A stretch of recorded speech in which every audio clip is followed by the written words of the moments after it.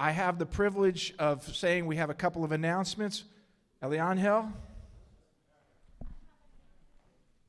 Okay, guys, how are you? Fine? Nice? We're so happy to announce that today at 6 p.m. we're starting a new project called Media, which means Media Entrepreneurs Discipling Inspired Adventists.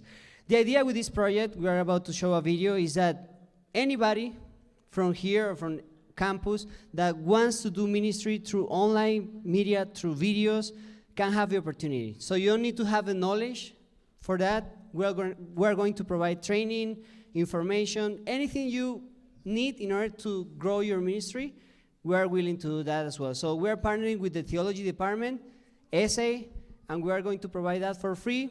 If you go there and you like that idea, you will also get the chance to have some prizes in the future. But for now, let's watch a video about that, and then we'll go ahead with the program.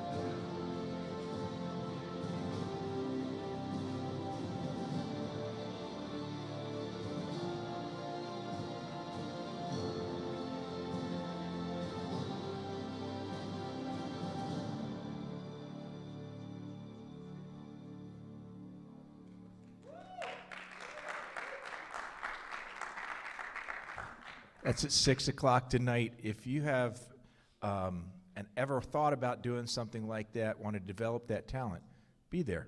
It's a great opportunity. Reminder that tomorrow evening for our Vespers, we're going to have a few extra people. Basketball tournament is happening this week, so come early. The seats are going to fill quickly.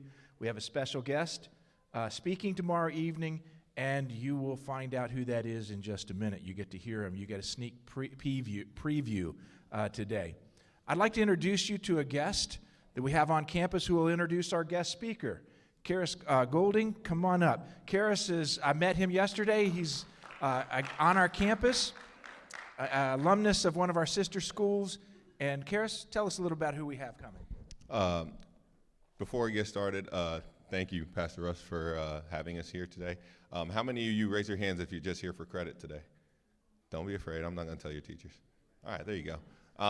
So like you, as he said, I attended Andrews University, and a lot of the times when assemblies come around, it's like, all right, I'll participate here for credit.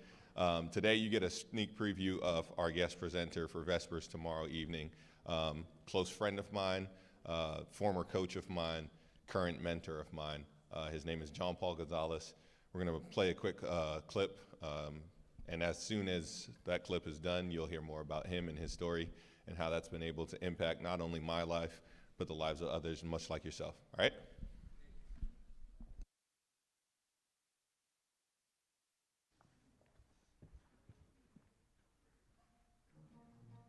All in, all in, all in, all in, all in. To understand how two words, All in. turned a New York Giants season going nowhere into a trip to the Super Bowl, you gotta go back to the night before Christmas Eve. The Giants were 7-7, and they lost 5 of their last 6. I think there's some empty graves out there that people were digging for the Giants. There was definitely something missing.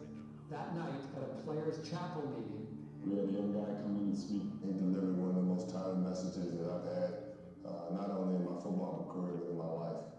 his name is John Paul Gonzalez, a 9th grade teacher and speaker in nearby Union City, New Jersey.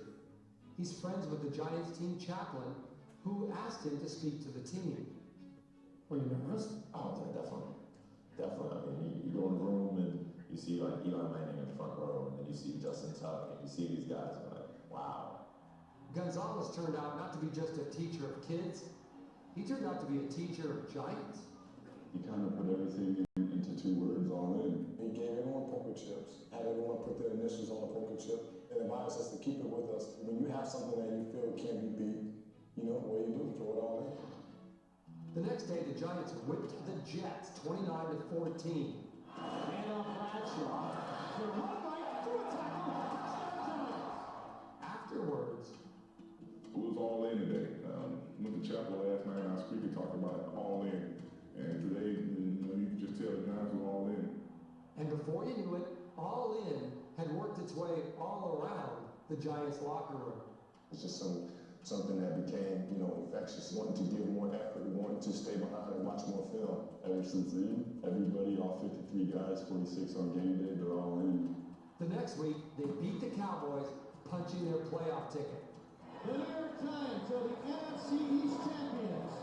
Then the chaplain again sent me a message and said, "You wouldn't believe this, but they made towels for the game." It's not about individual, it's just everybody being 100% dedicated to the team.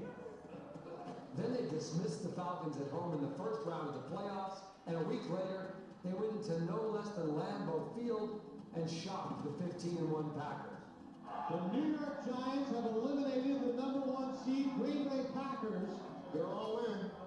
The chip is the chip, but you know, it's our minds, you know, that are powerful. What's going to give you that extra edge? What's going to give you that extra push? And that's new since you dedicated yourself to all in. You know, I don't think I was giving it 100%. I might have been giving it 90%. But now I think, you know, for the last 5 weeks, I've been definitely giving it 100%. The 49ers in San Francisco, the NFC title game, jackpot. The Giants in overtime have won the NFC championship. All the way down, you know, to the custodians, to the cooks that we have here within the facility. And when I say all in, I really mean they're all in. You came up with it. Doesn't that feel great? It does. But I know it's a lot of tribute to their hard work. If you win the Super Bowl, what will you do with the chip? I'll probably flame that shit, you know, in all honesty. And make sure I keep it by me, you know, at all times. I'll probably keep it next to my Super Bowl ring. Do you think you'll get a ring? I wouldn't turn one down.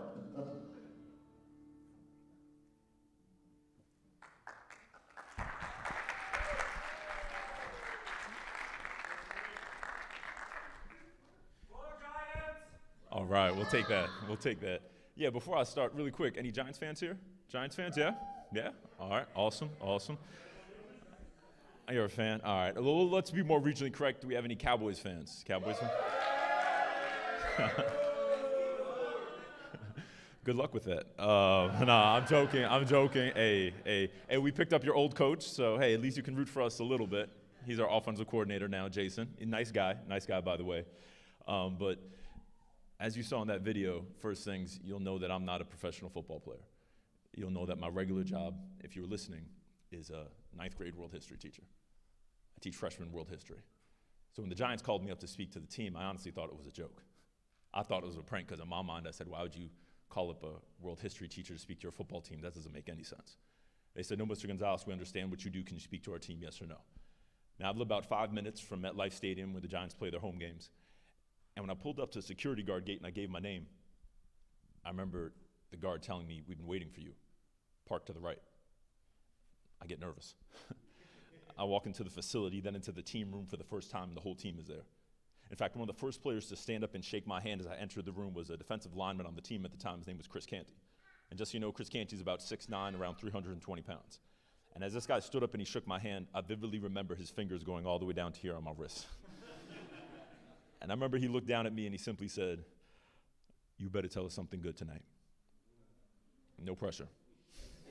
Imagine hearing that before a chapel service, right?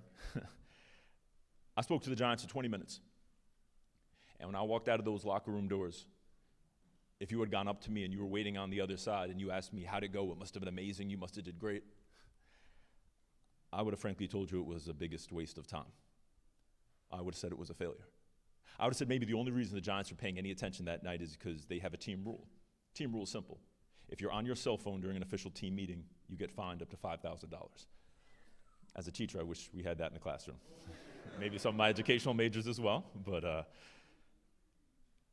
want to say two things. Please don't miss this. I don't want you to live in the delusion that when you obey the call that God has on your life and you take action on it, you're going to feel good. Because you will not. I don't want you to think that you're going to go and you're going to take that step of being all in what he's called you to do with your family. And you're going to walk out that front door and it's going to be rainbows and the dove's going to come down descending. Because most of the time, it doesn't. And you feel worse than when you started. I'm not trying to be a downer, I'm just going to be honest with you. That's life on this planet. It's hard to be all in. You do what he calls you to do. I mean, you read the word, right? Most of the apostles, what happened to them when they did what he called them to do? Death. And yet we think we're supposed to feel good about it? I'm supposed to get a tingly feeling? Like I said, guys, when I walked out of that room, I thought it was a waste. But see, the amazing thing is when you obey his commandments and you take that step of faith, it's amazing what he'll do with your words that he gave you in the first place. Don't forget that. With the actions that he gave your hands and legs the ability to do. Because before I know it, they happen to start winning. They won the next game, and the next game, people immediately start to call me and text me saying, wow, you spoke to the Giants, that's why they're winning. I said, well, they're professional athletes, they're kind of paid to do that. But then I start getting news calls from Fox News to be on their show in New York City. Then radio stations start to call up, and finally ESPN, they come down from their headquarters in Bristol, Connecticut. They tape that whole piece you saw, and they say, Mr. Gonzalez, if the Giants beat the 49ers, we'll play that Super Bowl Sunday in front of the whole world. Giants beat the 49ers. I get invited to go to the Super Bowl, but remember, what's my job? I'm a teacher. And I knew if I went to the Super Bowl, I was going to miss teaching my students the whole week. So as a good teacher, I called them back, and I said, no, thank you. Also, as a teacher, I'd used up all my sick days, so I couldn't take off anyway. Education majors, remember that part of your job. But I do remember walking to school the day after the Giants beat the Patriots in the Super Bowl. Really quick, any Patriot fans? Absolutely. Yeah. Okay. All right. Maybe next year. Maybe next year. I'm walking to school. We happen to beat the Patriots. I turn the corner to go into my building, and there's news vans lined up down the block. I don't totally know why they're there, but I keep walking. Principal run down the steps, says, Mr. Gonzalez, follow me. I go into the main office. He says, don't even sign in today. We go right into our conference room, and there's reporters setting up their cameras. Reporters from CBS to NBC to ABC. I mean, even CNN Espanol had come up from Mexico. I don't personally speak Spanish, but the Spanish teacher does, so she translated. Everything was great, and I've learned since then. And next day, I don't walk to school. I'll be honest and tell you I ran. Because, of course, I thought, who's going to put me on TV today, right? I turn the corner to go into my building on Tuesday morning, and it's nobody. Quick tip. Don't chase fame. No matter what the backing for it is. Well, if I could just get this many followers or this famous, then think of how much I could do for the Lord. Do you think he really needs that? Do you think he really needs more followers of people he created anyway and he can speak to in a dream before you even say a word? I mean, let's just be honest. If we believe it, right? I like to remind my students of this quote. You might have heard it before. It says, fame is something when chased only benefits the chaser, but greatness when chased benefits all those that surround them. I believe God puts a call in our life to chase greatness that he's ordained for us to do. And in turn, we see the way it impacts our families, our classmates, our friends, our spouses. It's amazing what happens. But like I said, I signed my name in Tuesday morning with no cameras. And I said, we're done, obviously. Secretary interrupted me mid-pen and said, Mr. Gonzalez, somebody just called. It's the Giants. They're having this victory parade in the middle of New York City, and they want to know if you could join them. I get permission from our principal, and as I go into the city that morning, I start to see T-shirts. Now, first couple of shirts I saw, I thought, well, that's a coincidence. Then I started to see hundreds, then thousands of the same shirt. Finally, one of the players on the float, he hands me a T-shirt, and he said, I think you'll like the 2 words we want on our Super Bowl championship shirt this year, John Paul. And the 2 words the Giants put on their shirt were all in. And it's kind of crazy when you're walking around New York City, everyone's like wearing your T-shirt, and I'll go back, I show my students, first period, they think it's awesome. About third period, they could care less. Put the shirt on my desk, and the phone rings. I pick up the phone and a voice said, "Are you Mr. Gonzalez?" I said, "Yes." They said, "The same Mr. Gonzalez that talked to the Giants. They went on to win the Super Bowl." I said, "Yes," again. And at this point in the conversation, the voice started to get very angry, yelling through the phone, saying words I would never repeat. Finally, I interrupted the voice. I said, "Sir, who are you? Why are you so angry?" He said, "Well, Mr. Gonzalez, I'm the head football coach for the high school where you work. Man, you could have told us about All In. Our football team can win some games too." And I said, "Coach, I didn't know it was going to work like that." He said, "Man, it's okay, but we do start preseason conditioning in 2 weeks. Could you come down to this weight room, talk to our players?" I said, "Coach, anything for our students here at school." And I walked down to the weight room 2 weeks later, and of course, there's 2 words on every single football player's shirt. And the 2 words, of course, are All In. And Union City, New Jersey, we do things a little bit differently than out here. We don't have as much room horizontally for a football field, so as crazy as it sounds, we actually built our football field 4 stories up on the roof of our high school. You know, it's a little different, but don't worry, we got fences all the way around. No one falls off like mid-game or anything like that. But you can look it up on Google, Union City High School football field. It's pretty cool. And I said, "We're done." 2 weeks later, there was another phone call. "Mr. Gonzalez, yes, you spoke to the Giants." "Yes." "Mr. Gonzalez, would you speak for our team?" I said, "Sure, just give me your address. I'll try to drive." They said, "Actually, Mr. Gonzalez, we need you to take the first plane to Chicago." I said, "Well, I'm a teacher." They said, "No, we know you're a teacher. That's why we called your superintendent. He's actually giving you the day off." In that case, I said, "Sure," and I fly to Chicago, and there's a team waiting in the National Basketball Association. They're known as the Portland Trailblazers. They put All In on these T-shirts, and they said, "We're going to play the Bulls tonight. We heard about your message. Would you mind sharing for us?" You know, great guys on the team, Damian, CJ. They haven't won a championship recently, so we don't really need to talk about them as much anymore, but they're, they're working on it. They're working on it. And then a phone call from Minnesota, and they say, "Well, here in Minnesota, we have this hockey team. We're called the Minnesota Wild, and, would you mind speaking for us?" And they put All In on the back of their uniforms, and, great group of guys. And then a phone call all the way from London, England. And they said, "Mr. Gonzalez, we know you spoke to American football teams, but here in London, we play real football." Which, of course, is what? What is it? Soccer, right? And I said, "Well, I'm not as familiar with the sport." They said, "That's okay, just come on over anyway." So I fly over to London, and it's this team in the English Premier League. They're known as the Arsenal Football Club, yeah? Any Arsenal fans here? Good tie against Chelsea the other day, and yeah, they put All In on the back of their shirts. And I come back to the United States, however, and I get a phone call from our FBI. It's intimidating to call the FBI back, but they said, "Don't worry, Mr. Gonzalez, you're not in any trouble. We heard about your story. Would you mind sharing for our federal agents?" I said, "I'd try my best." Now, the FBI won't give you a great T-shirt or jersey, but they did happen to provide me with one of these. Yeah. Hopefully, I'll never have to use it, but I'll just say where I live, it's good to have. Hey, stuff happens. And then corporations get involved, and first it's PNC Bank, will you speak with our employees? Then Verizon, will you work with our managers? And then a phone call from General Motors, will you work with our Cadillac rebranding? We want to be all in. And then even a phone call from Arkansas saying, "Mr. Gonzalez, will you please come down here?" And I'd never been to Arkansas before, and I realized it's an organization, you probably have heard of them before too. They're called Walmart. And I was like, all right, I shop at Walmart, not a big deal. But they said, "Actually, Mr. Gonzalez, this is our shareholders meeting. It's a very important day for us here in Bentonville at our headquarters as the #1 retailer in the world." I didn't realize how important it was till I remember I was sitting backstage, and as I'm sitting there, I get a tap on my left shoulder. I look to see who it is, and it's the actor, Tom Cruise.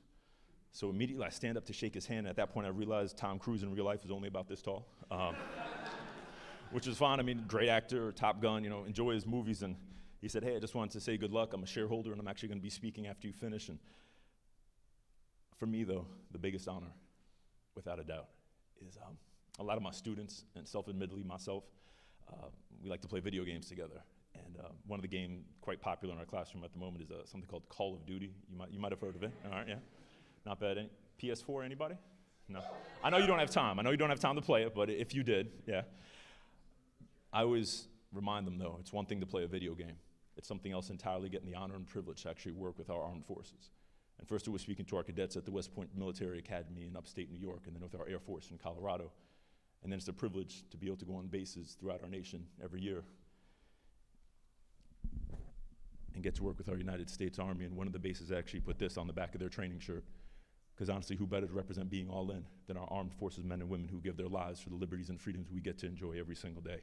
And honestly, we need to give them a round of applause for the sacrifice they make. It's amazing. It's incredible.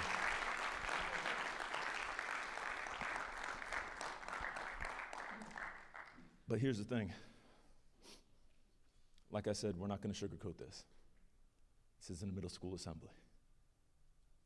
To use the term my dad would use, y'all are too grown.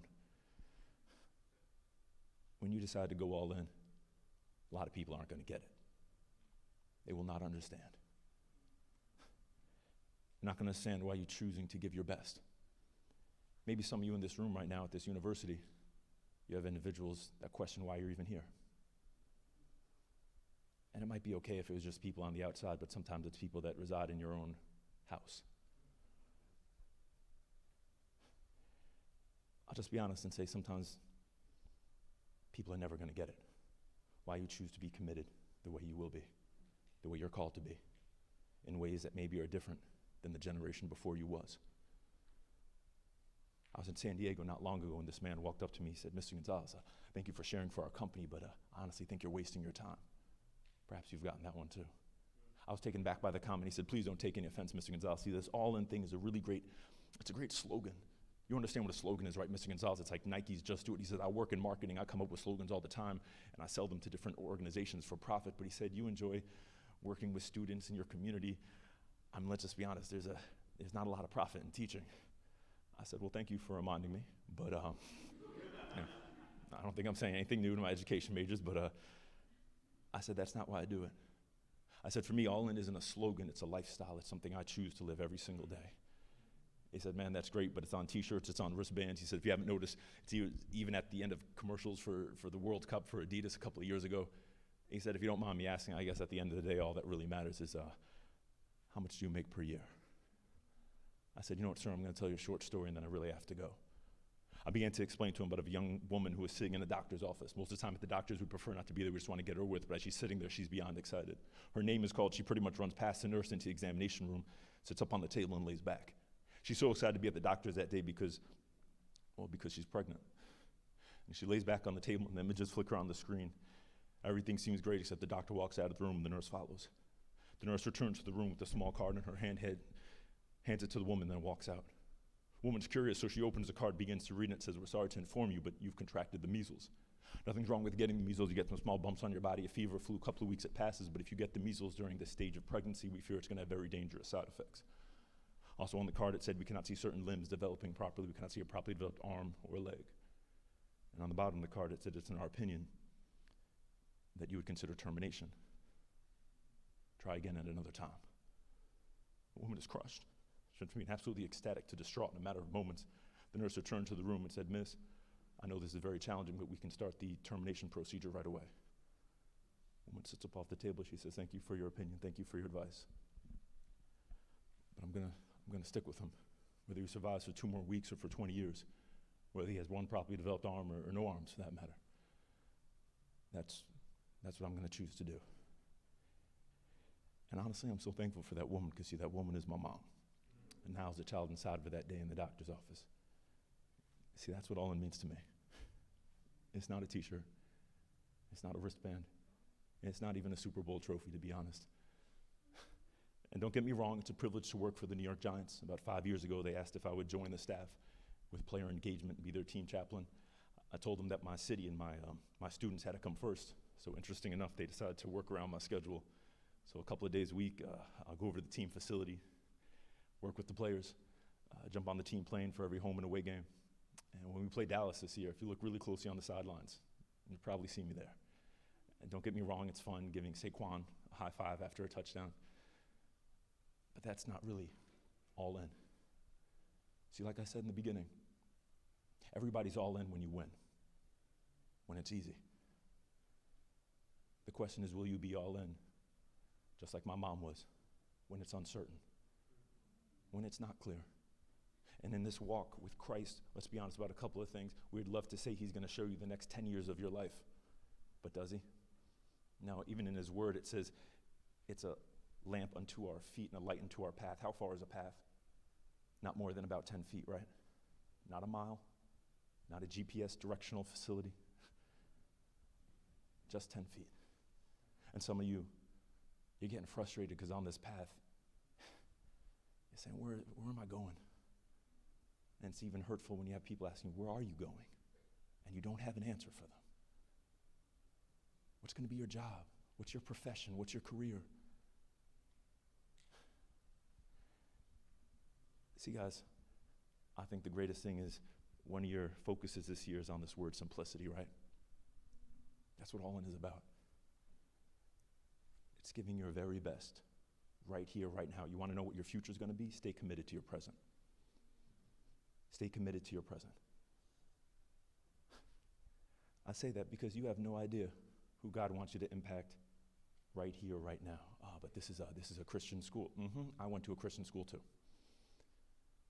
Let's throw that out the window, right? Ministry happens right here, just as much as happens in downtown Dallas. If we choose to see it. I'd love to say I was committed to my whole life like this, but I wasn't. My dad, he played football for the Raiders, so naturally I thought I was going to play football like him growing up. A guy I kind of idolized a lot, might be kind of, I'm not sure if you remember him, his name was Dan Marino. He was a quarterback of the Miami Dolphins. That's who I wanted to be growing up. Hispanic version, but just like him. And I started to get hit kind of hard in football, so family said, no more football in this house. I switched to basketball, and I realized very quickly at my high school that when you lose a home game in basketball, you don't go to school the next day. You don't want to deal with the ridicule and derision in the hallways. So I would just skip, or very least I would sit in the bathroom, wait till homeroom was over. But I had a teacher. His name was Mr. Phillips. And I thank God for him, because he was a man of God, but he was also a world history teacher. It's funny how that works out, right? I remember he came up to my desk midway through the season, sophomore year, and he said two things that stuck with me. The first one, he asked me, he said, Mr. Gonzalez, why are you not in my class when the team loses? I explained I had a special type of illness, which he didn't buy. And the second question he asked rocked me to the core. He said, Mr. Gonzalez, the great men and women we study in these history books thousands of years later, we mainly study them because they gave everything they had, win or lose, life or death even. Would you ever choose to do the same with your own life for something that mattered that much? And I couldn't say yes. And he knows that I went to the same church, so he brought it to that level with me. And he challenged me. He said, what if you gave your best for 1 week? Just try 1 week. See what happens from there. Started with 1 week, then 2 weeks, then 3 weeks. And by senior year, I'm all state for basketball, even though I've only been playing for 2 years. GPA goes up. My relationship with my mother is better. Even get selected to play on this team to represent the whole state of New Jersey in the high school basketball national championships. And we win. Gold medals around our neck, walking around Disney World. Our coach was so excited for us, he said he was going to take us someplace special to eat that night. He took us to Denny's. Yeah. Hey, and Denny's is great, right? But the Grand Slam only goes so far, let's be honest, right? And I'm sitting at Denny's, and I remember I'm sitting there, and I'm excited because my point guard, he got a full scholarship to go to Villanova University. He's a really great player. Another guy at the table, his name is JJ. He got a full scholarship to play at Duke, and I'm excited. And it's funny because everyone around the table is going to these great universities, you know, these big names, playing on TV on Saturdays. Everybody except me. I didn't get a scholarship. I was too small to play my position at that level. It wasn't for lack of trying. My dad sent out so many DVDs. Got these handwritten notes back. Some of them said, your son has a lot of heart. Heart's great, but does that pay the tuition bills? Not really. So when they get to me at the table and they say, where are you going to school? I tell them, and it's a small, barely Division III college in the middle of New Jersey where I can be a student athlete. And when I tell them, they laugh. Like I said, when you share what God has put on your heart to be totally committed to, radical integrity for. Remember, the word integrity means one. That's the amazing thing about it is it's one, because it means you're not different in two different places, right? Integrity means it's integrate. For my math people in here, means you're the same person outside as you are inside, in the dorm as you are 2 a.m. as you are at 12 p.m. Same. And as they laughed, as you might currently or will have people laugh at you when you share what God has put on your heart, I'm not going to lie, it hurt. I didn't watch the NCAA tournament for about 3 years because I'll be honest, I had bitterness inside. God, why am I not there? Think of what I could do at playing for the Tar Heels and University of North Carolina. But it's funny because just like Jesus told Peter when they're walking away from the breakfast with the fish after he resurrects, what does he tell him when Peter's like, hey, what about that guy? What about him? What about John? He says, why are you worried about him? I got plenty of work I want to do with you. And so many times we look at somebody else and say, well, why can't I be like them? Why can't? And God's like, just focus on what I got for you. Be all in for what is right here, right now. Great verse in the Bible. It talks about whatever we do in word or deed, do all in the name of Christ. Everything. So I went to Montclair State, and I chose to honor him in that. Get up every day at 5 a.m., shoot 500 shots before class started. Didn't have a dorm on campus, so I would put 2 chairs together in our library, and I would sleep there in between classes, but would always make sure I read his word every single morning. Still saving up for my first car. It was a 93 Pontiac Grand Am. You probably don't remember it, but some do. You had a 6-disc CD changer, but it was in the trunk. So you had to remember what you wanted to play before you got in the car and put it in. Some people know what I'm talking about. Didn't have enough money in the account yet, so I often had to take the bus back to Paterson, New Jersey after practice. But guys, it's amazing what happens when you give everything, even though, let's be honest, we're surrounded by a society that only goes halfway. And they go halfway because it's a safety mechanism. So when it doesn't work out, they can always say, well, I wasn't really trying. I didn't really want to be in that relationship. I didn't really want that position, really. It's fear. But God hasn't given us a spirit of fear, but of power, love, and a sound mind, right? Remember, I got a phone call my senior year after it finished. They brought me in the athletic director's office. They said, the phone is for you. I pick up the phone, and a voice said, Mr. Gonzalez, we've noticed your talent playing at a lower level. We'd like to invite you to be part of the 2007 NBA draft and workout. Do you accept? Tried to play it off in front of my coaches, so I was like, I'll see if I'm available that night. I was available. I don't get picked as high as Kevin Durant and Greg Oden, who were the top picks in the draft that year, but finally selected to play in the NBA for Los Angeles.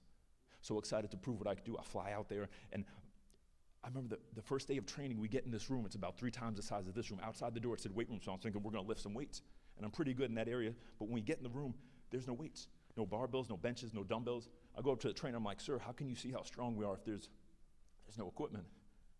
Remember, he said, Mr. Gonzalez, we don't need all that. We just need to know if you can lift yourself. I didn't understand what he meant, but I soon learned. They put a clock on the wall. It said 5 minutes. They would say begin, and we had to do push-ups for 5 minutes straight, no stopping. When you couldn't push yourself up another inch because your arms begin to shake, usually after about 3.5 minutes, they would ask you to turn on your side and hold something called the plank. You can't hold any longer. You start bending in half. They would get you up and ask you to run full-court sprints, no jogging allowed. You can't take another step because, of course, the pain in your side becomes unbearable. They would line you up against the wall and do the high school favorite. You still might remember something called wall sits. Yeah. 2 players get cut from the team within 25 minutes of being there, handed plane tickets and simply said, have a good life. So one morning, as I'm doing push-ups, my arms are shaking. 2 weeks in, an amazing idea comes to my mind. It simply said, John Paul, you're out of shape. It seems commonplace, but remember in high school when things got tough, what did I do? I just hid in the bathroom. But now that I'm professional, when things got difficult, I thought it was a lot easier just to blame somebody else. And you will be tempted with that. My first summer league game in Las Vegas, I'm not playing well. I go up to the team manager, ask for a new pair of sneakers. I was used to wearing Jordan, and they gave me Adidas because it was a sponsor of the NBA. I told them that was throwing off my jump shot. Blame my equipment. It just makes sense. 2 games in, still not playing well. I went up to the assistant coach and debated whether the teammates they paired me with on the team, we just didn't have good enough chemistry yet. Need a new lineup change. By my 3rd game, sitting in a beautiful house the team gave us right on Venice Beach in California, I had the audacity to call up my agent and asked him how long the coach would be under contract. Wasn't sure if I could play for this guy. But see, I learned a lesson doing push-ups every morning for 5 minutes straight that I think God was trying to teach me in other areas of my life besides just basketball. See, when you're face down doing a push-up every single morning, you realize very quickly the only thing that keeps you face down on that ground has very little.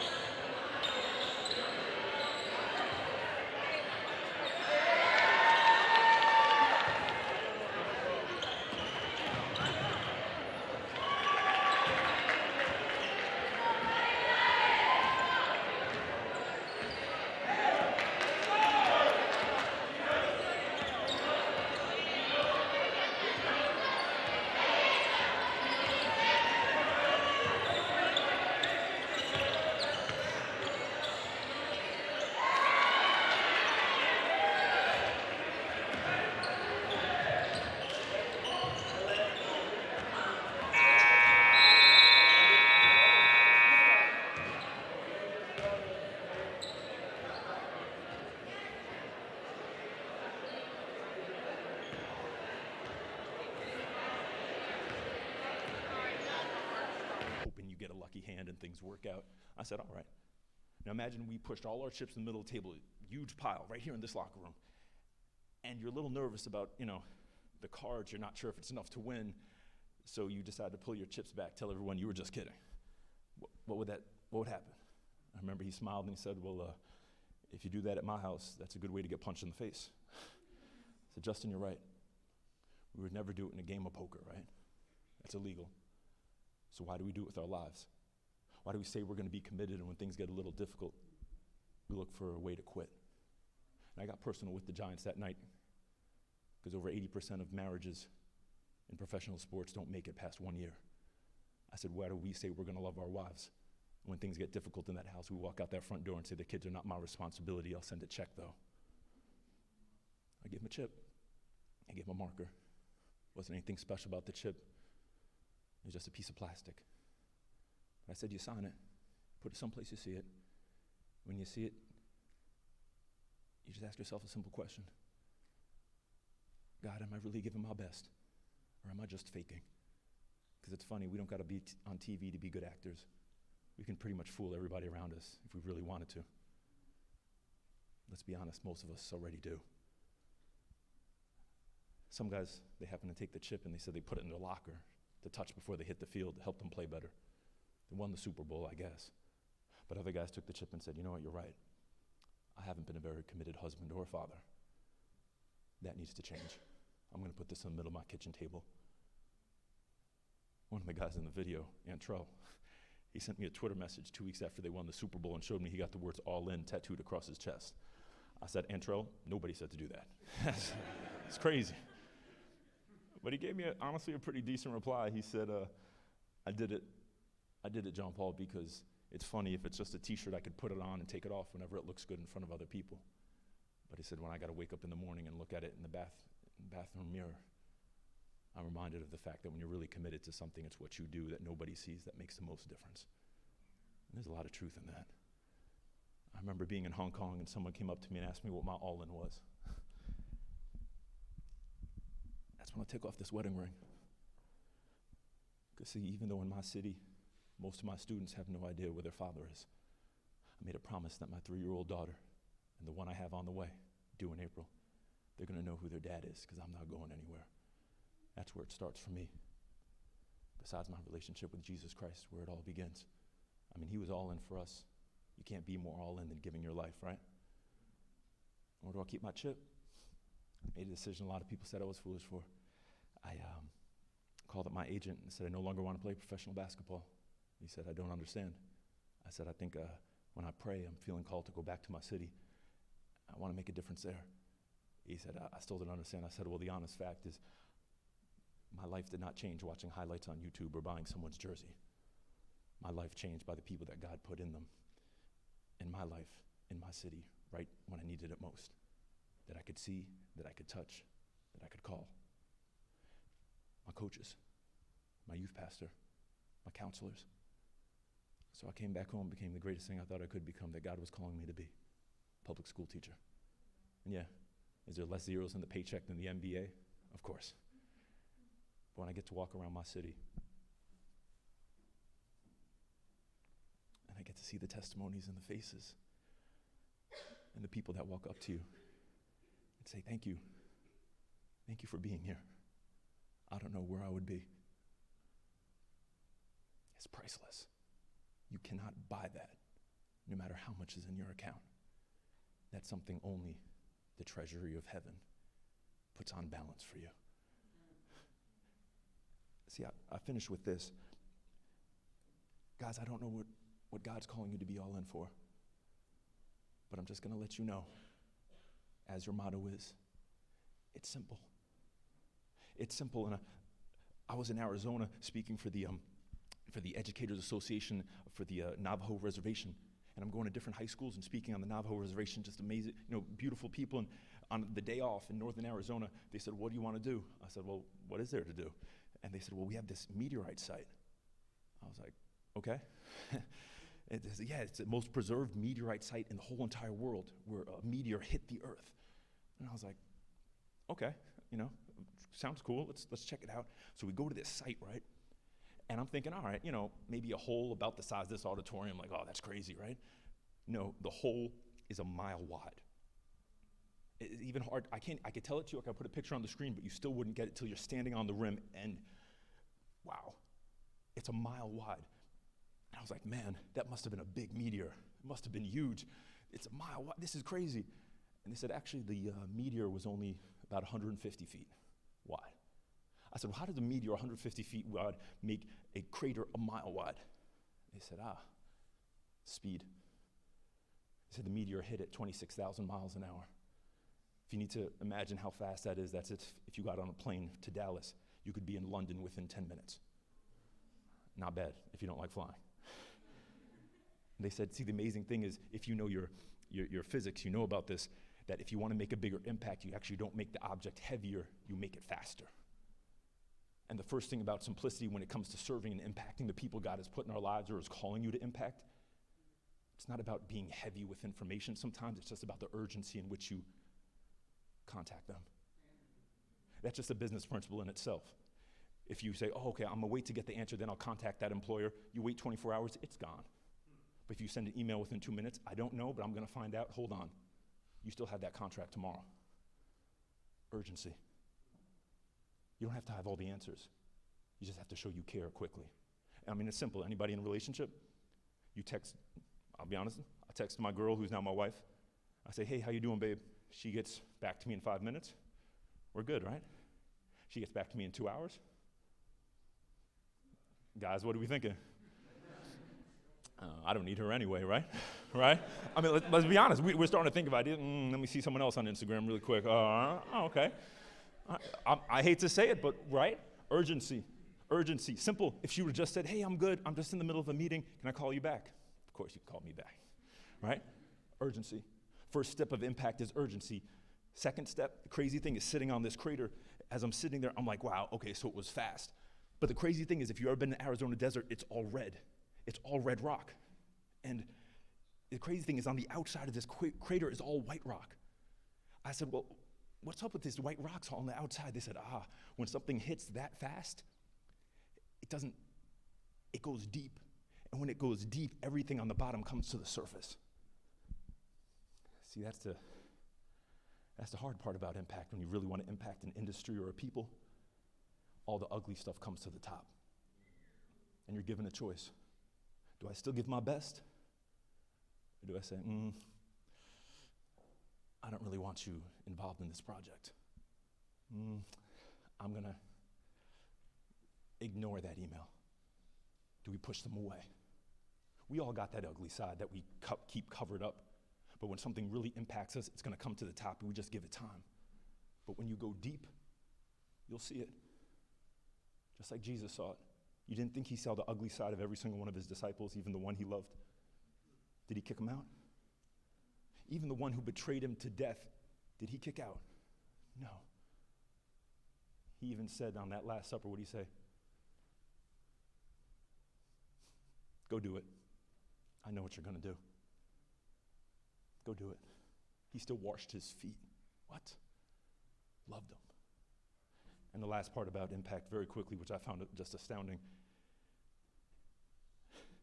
is as you're standing there and you see this white rock and it's this huge crater, I said, all right, well, where's the meteor? And they said, that's a good question.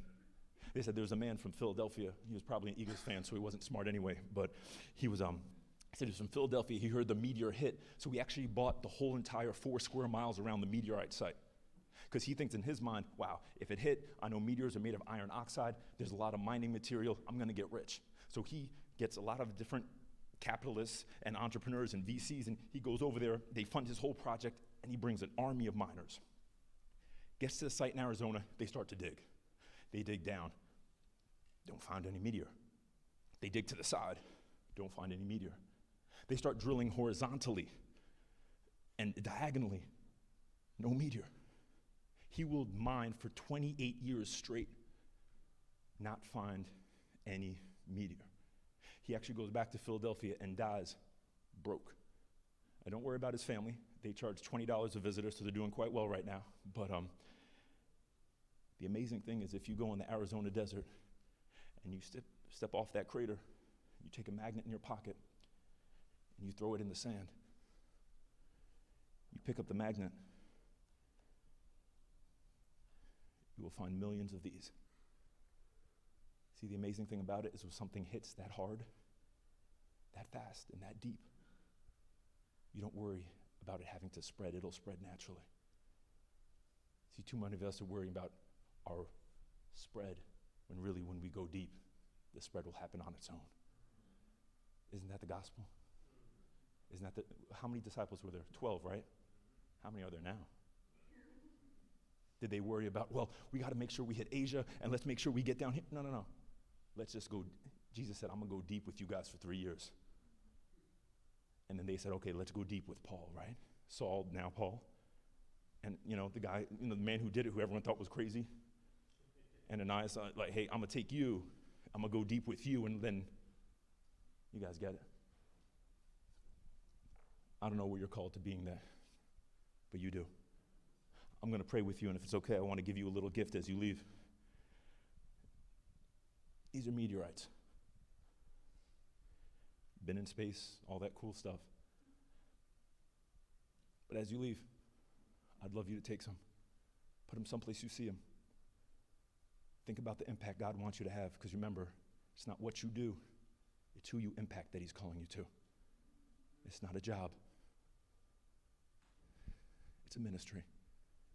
Whether it's in a doctor's office, in a surgeon's lab, or in a classroom, in an accounting firm, or a CEO.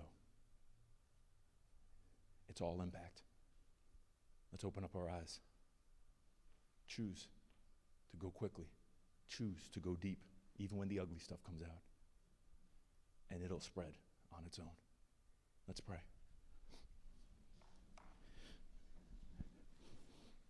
Heavenly Father, I thank you for every single man and woman in this room.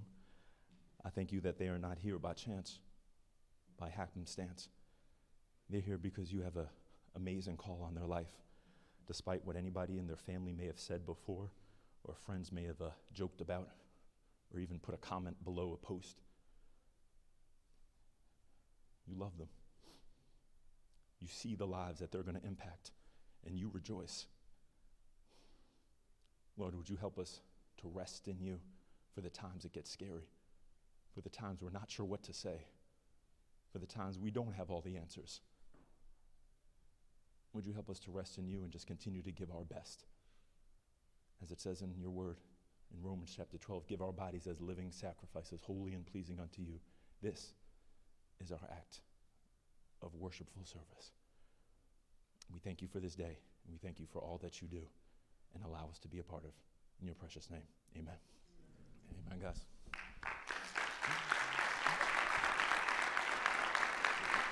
Want to get this in the back? Appreciate it. Jean Paul, thank you for inspiring us. And so I guess the takeaway today is, what will SWAU look like if we're all in? And the reality is, it's up to us. God bless. Tomorrow night, 7:30 at the Keene Church. Jean Paul will be leading us again. God bless.